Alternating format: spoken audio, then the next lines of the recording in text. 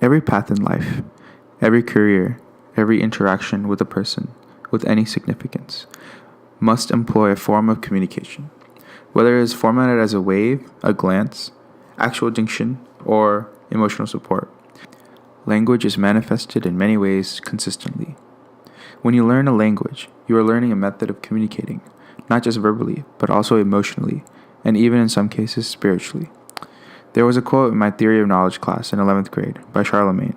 He said, "To possess another language is to possess a second soul." As every multilingual person would say, this quote is very true, since learning another language involves learning a whole new way of life. This is what many unilingual people don't understand about those that are foreign. I've seen this especially in America, where many discriminations are set in place for outsiders. Most cases of racial or ethnic discrimination are due to incomprehensibility of this process of learning a new lifestyle. Just like the fact that different languages are hard to learn after a certain age when one moves to a new country, a new lifestyle is very hard to learn after the same point in maturity. I myself learned another language before English. My parents are from India, and to keep the culture of India alive, I learned my mother tongue at birth, a language called Malayalam. All the Indian languages are very complex and unique with its own set of rules, and even within each language, there are dialects and variations in meaning. Out of all the Indian languages I have come across in my life, Malayalam is the most informal, to say the least. Well, I'm sure there's a very formal way to talk in the language, but most of everyday speech is made informal compared to any other language. My parents were alone, family-wise, in America when they had me, their first kid. They brought over my grandparents to live here and to take care of me for the first year of my life. Even though I predominantly spoke Malayalam at home, when I started school, I was able to switch to English very easily. Now, I'm telling you all of this because this is a very important aspect of critical thinking. When learning critical thinking skills, when you know more than one language, it's very tricky since you will be thinking in a different language than what is being taught. Most people will think in their first language, even if they are multilingual, and they usually can only think in one language at a time, even if they can switch between languages in thought. This aspect is very much overlooked by many teachers and people in that profession. And if certain cases occur where a instructor or teacher or mentor decides to inhibit that learning process in changing the thought process of a student, there can be some complications in the learning process. In my kindergarten class, my teacher was very forward-thinking and very interactive. Because of this, I was able to recognize and emulate American English more efficiently without the stereotypical Indian accent or the head bobbing, the such. Only recently have I realized that this was a very important time in my life. Because of my good experiences in elementary and middle school, I had a very good confidence in my identity.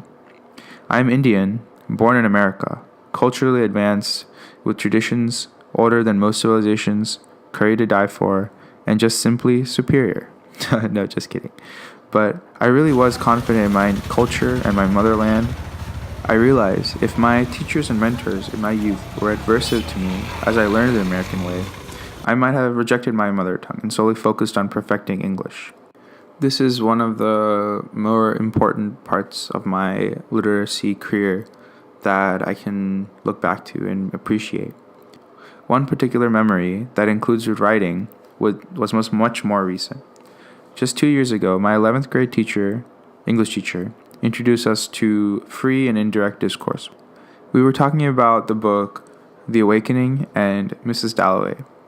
This form of writing was very fun and free. When we did this in class, it was very fun to see what people were thinking and how much of it was in common with our own thoughts. I grew up in a world where computers and smart devices were so abundant. But I do remember in first grade, there would be dictionary checks, where we learned how to use the dictionary. This transformed into writing essays on paper and using dictionaries online. And this moved on to spell check on Microsoft Word and then being able to find dozens of synonyms and words just with a click or two. Computer writers have been one of the most influential technologies to change the writing game completely. Mistakes are a commonplace, and everyone can express their writing easily to any audience in any part of the world with correct or incorrect grammar and incorrect spelling most of the time. But now with technology, mistakes don't involve redrafting, and redrafting doesn't involve getting new papers and wasting more ink. For me, Microsoft Word is very beneficial because I'm not that good at spelling. So without Word, I wouldn't be that good of a writer at all, since no one would be able to recognize my handwriting either. So when we transitioned from middle school to high school, we would, instead of writing essays on just on paper, we would start writing it on Microsoft Word and printing it out. And a lot of really good English teachers. And we would, since it was in high school, it was college prep high school, we would act as though everything was very official and about to be published. And this really changed the life, my literacy lifestyle, since I became more inclined to accept and appreciate what literary works have to go through to get published and to be accepted in the community. Not only that, but in high school, we would read many established works.